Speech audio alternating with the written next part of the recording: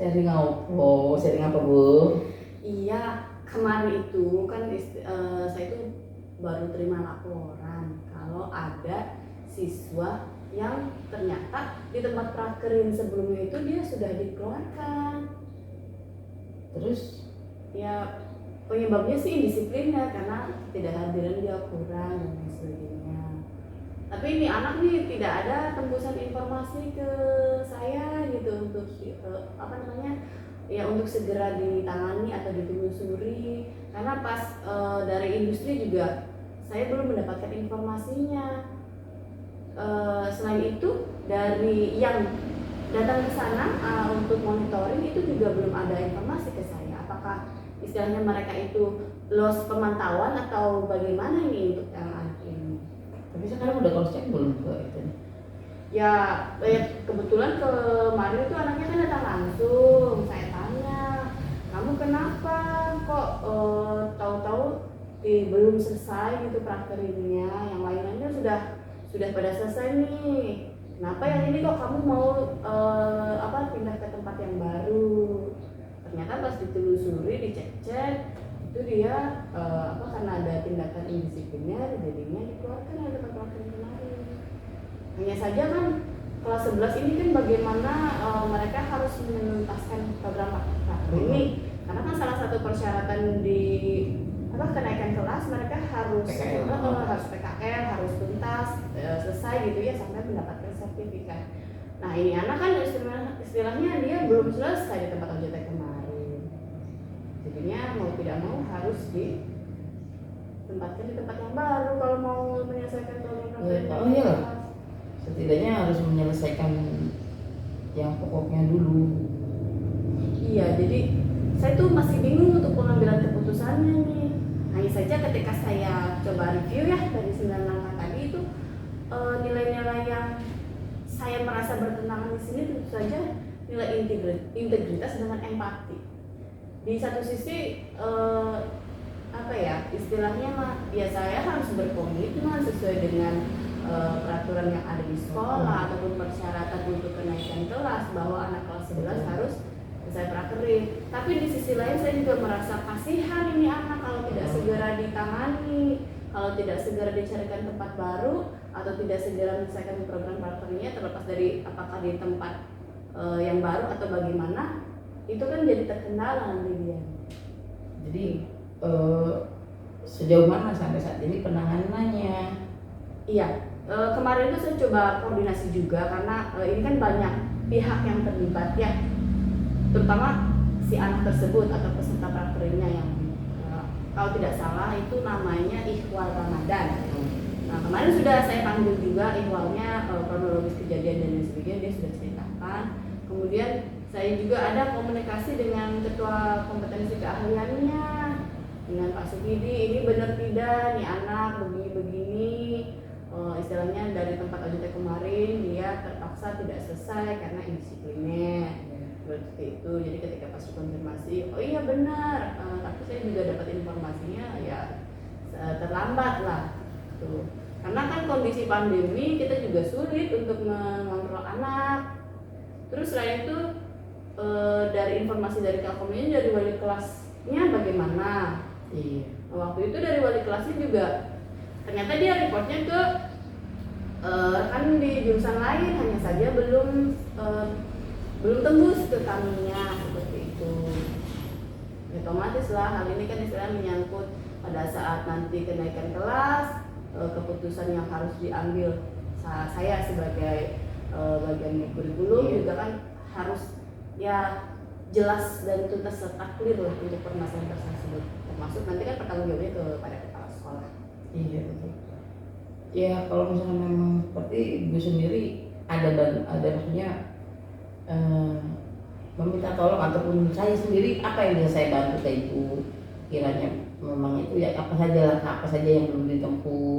Iya, ya kalau saya mengacu ke fakta-fakta mengenai kasus si anak ini, yang pertama itu dia peraturannya dikeluarkan dari tempat OJT sebelumnya, itu karena indisipliner.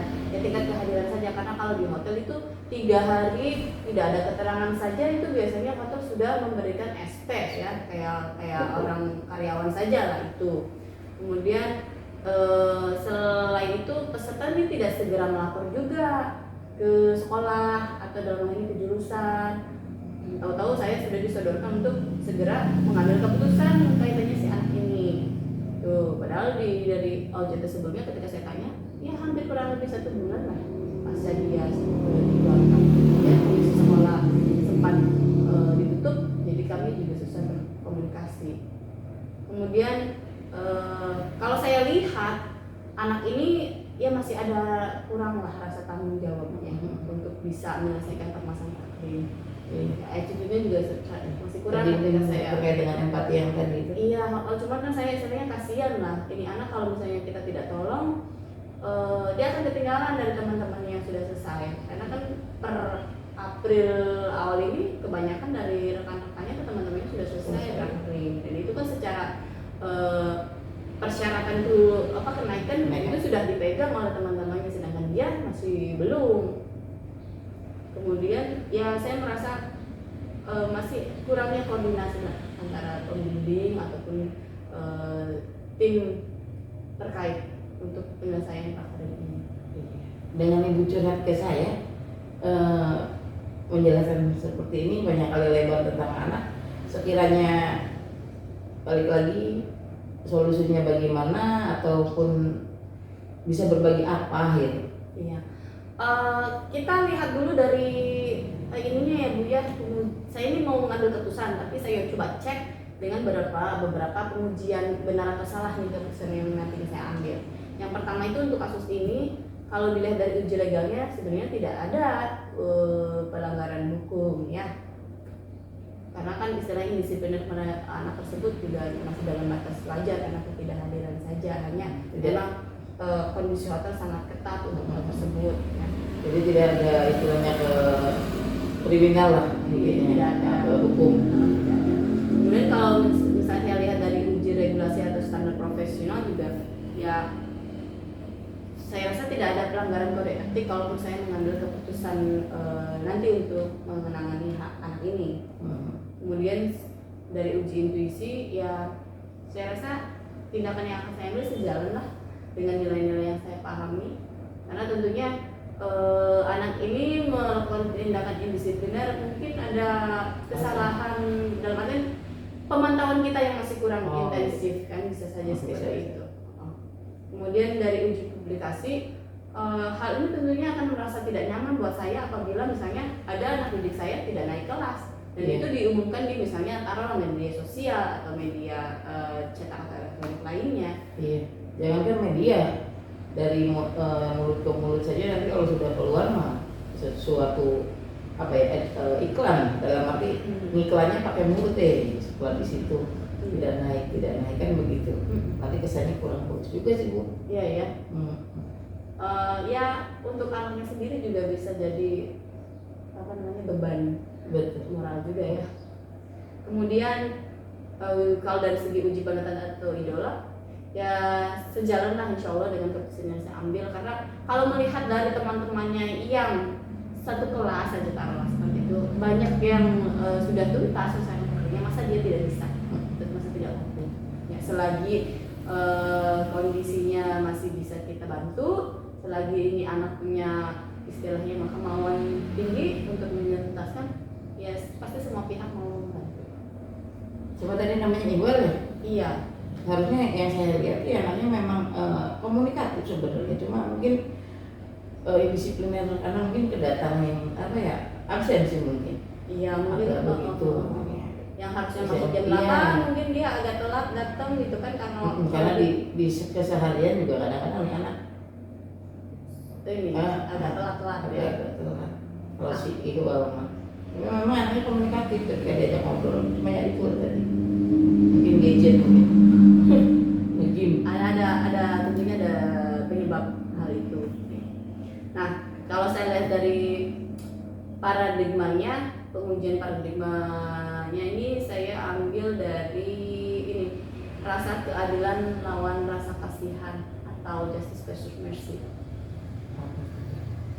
Ya kenapa saya melakukan pengujian dengan paradigma rasa keadilan dan lawan rasa kasihan. Satu sisi begini, tentunya harus adil buat teman-temannya yang sudah memutuskan praktrik. Jadi karena di satu sisi kan persyaratannya juga menghendaki untuk semua peserta kelas 11 kalau naik kelas berarti harus meluluskan program PKL atau praktiknya. Maka ya dari asas rasa keadilan tersebut si Iwan harus menuntaskan program praktiknya bagaimanapun caranya.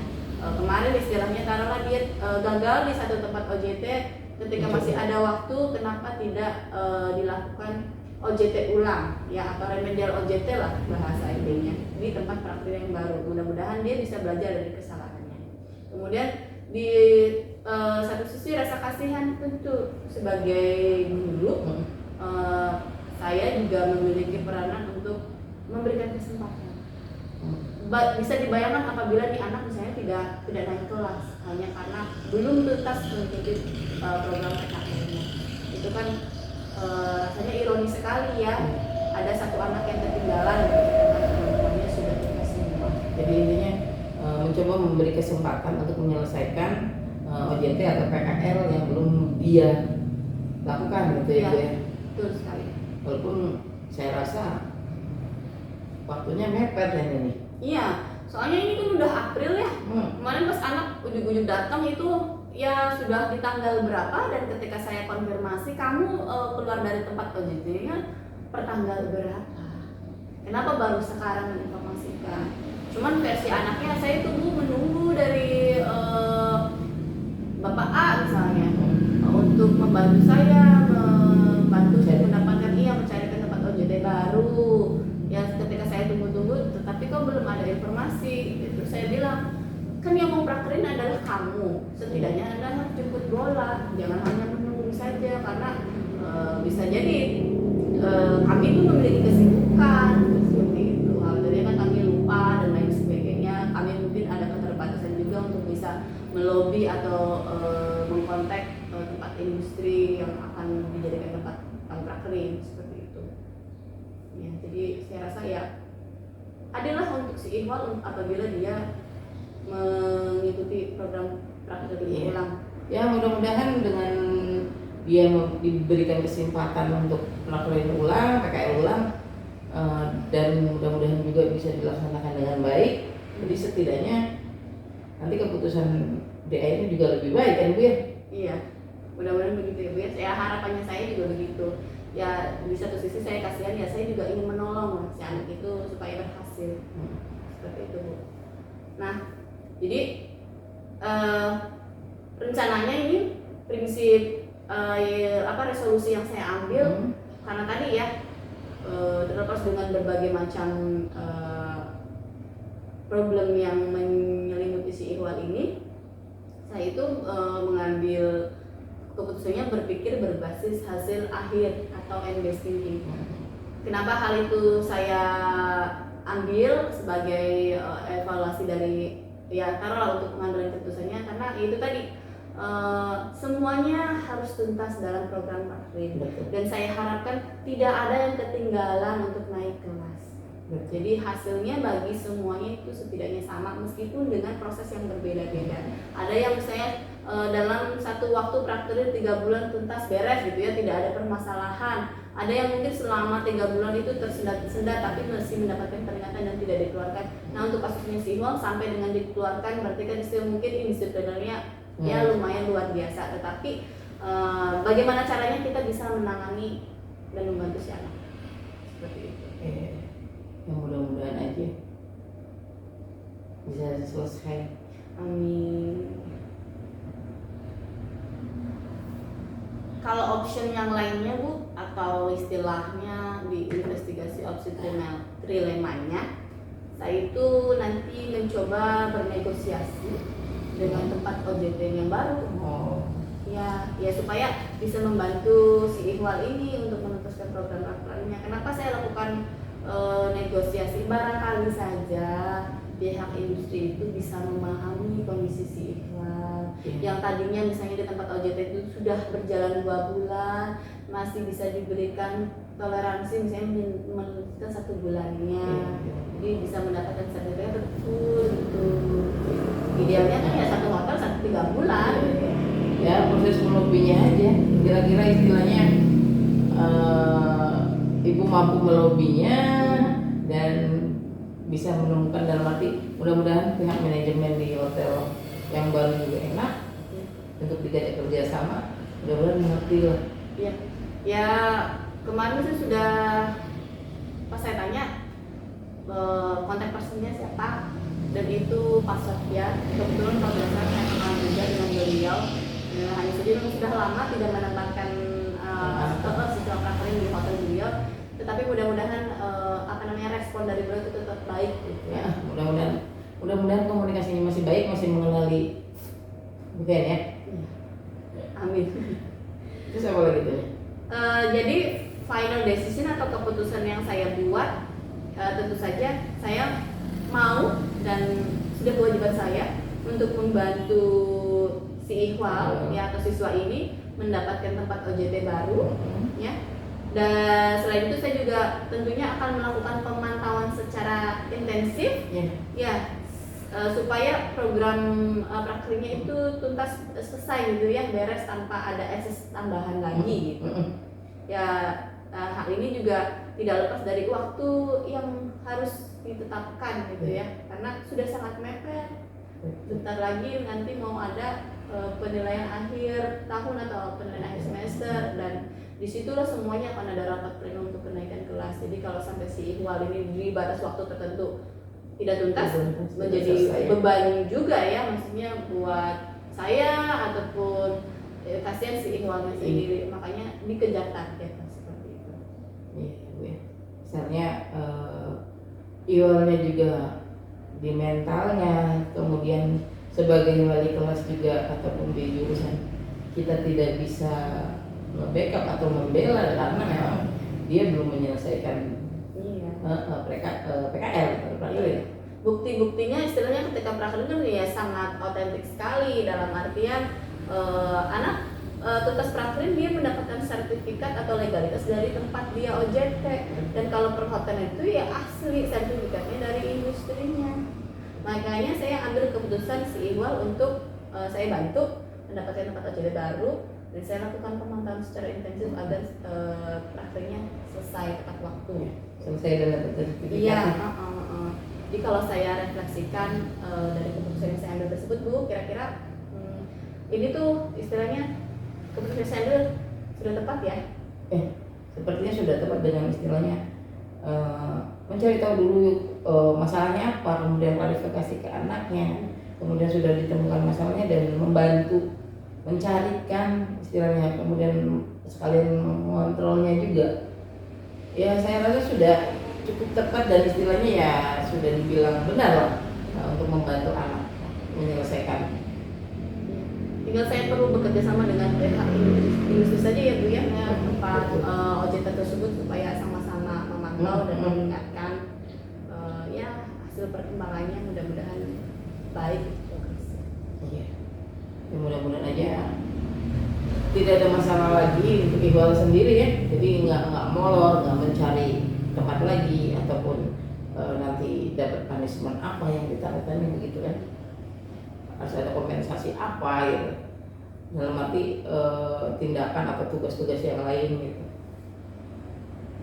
Ya itu aja Bu, saya butuh tempat sharing dan ya masukan dari Ibu bahwasanya keputusan yang saya ambil ini sudah yang terbaik gitu untuk si Ikhwal. Lanjutkan saja Bu, saya rasa sudah tepat sih keputusan yang Ibu tadi sampaikan ke saya. Sekali lagi terima kasih ya Bu. Iya, sama-sama, selamat berpuasa. Iya.